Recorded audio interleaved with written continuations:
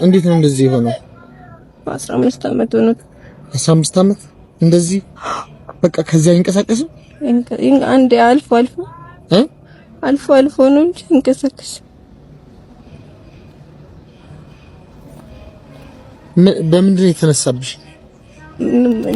ቁጭ በል። በምንድን ነው እንደዚህ ሆነው? ምንም ምክንያት ዝም ብሎ ነው የጀመረው።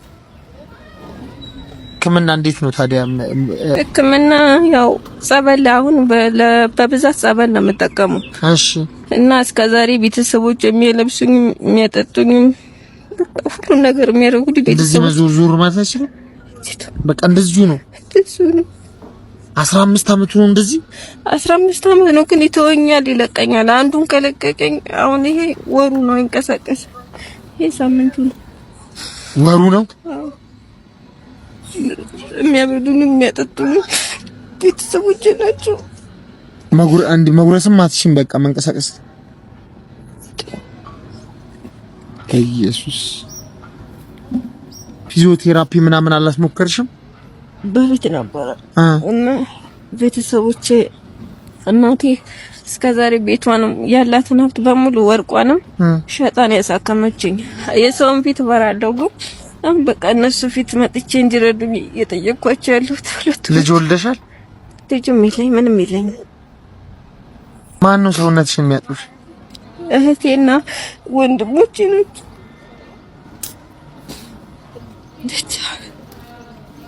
ብዙ ነገር አለ ሴት ስትሆን ግን ያው አሁን ኢትዮጵያ ሕዝብ ምን እንዲያደርግልሽ ነው የምትፈልጊው? በቃ እኔ አሁን እናቴ ያላትንም ገንዘብ በኔ ምክንያት ያላትን ቤቷን ሸጣ ወርቋን ሸጣ ሀብቷን ሸጣ ነው ይሄን ሁሉ ነገር እስከ ዛሬ 15 አመት ሙሉ ደግፋኛለች።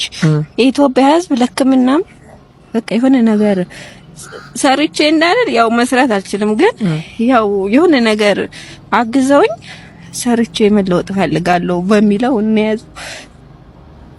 አካውንት አለሽ? አለኝ። 1000 60 አታልቅሽ። 60 06 06 2975 5 ማነው ስምሽ? ሰርካለም ወልዴ። ስልክ ቁጥር አለሽ? ስልክ ቁጥር 0991 72 33 59 እንግዲህ ኢትዮጵያውያን ልበቀና የሆናችሁ ይሄን ቪዲዮ ሪፖስት ሼር ያደርጋችሁ ለሁሉም ለመላ ኢትዮጵያውያን አድርሱ።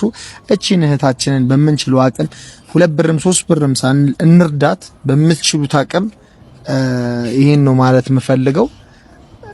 እንዲሁም በስልኳ እየደወላችሁ እግዚአብሔር ይማርሽን በሏት። 15 አመት ሙሉ እንደዚህ እቺን የመሰለች ወጣት ሳትወልድ ምን ሳትል በጣም ያሳዝናልና ለመላው ለኢትዮጵያ ሕዝብ መጨረሻ ላይ ማስተላለፍ ፈልጊው መልእክት ካለ? እኔ የምፈልገው የኢትዮጵያ ሕዝብ ረድቶኝ ለፍራውድና ለመንሱር ጀማል እንድታደርሱልኝ ነው የምፈልገው። ረድቶኝ እና እኔም ተለውጬ እግዚአብሔር ካለ ድኜ ሰው መርዳት ፈልጋለሁኝ። ተስፋ አልቆርጥም።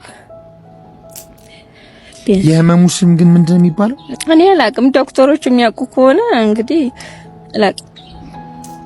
እንግዲህ የምታውቁት ዶክተሮችም ካላችሁ ይሄን በሽታ ለአንዴና ለመጨረሻ ጊዜ እንትን እንድንል የምትችሉ ሰዎች ደግሞ በአቅም መርዷት። ስልኳንም ማስቀምጫለሁ። አንዳንድ ሰዎች አሉ እንረዳሻለን ብለው ብዙ የሚያደርጉ ሰዎች አሉ ደውለው፣ እነሱንም ተጠንቀቂ ለማለት ወዳለሁ። እግዚአብሔር ይርዳሽ።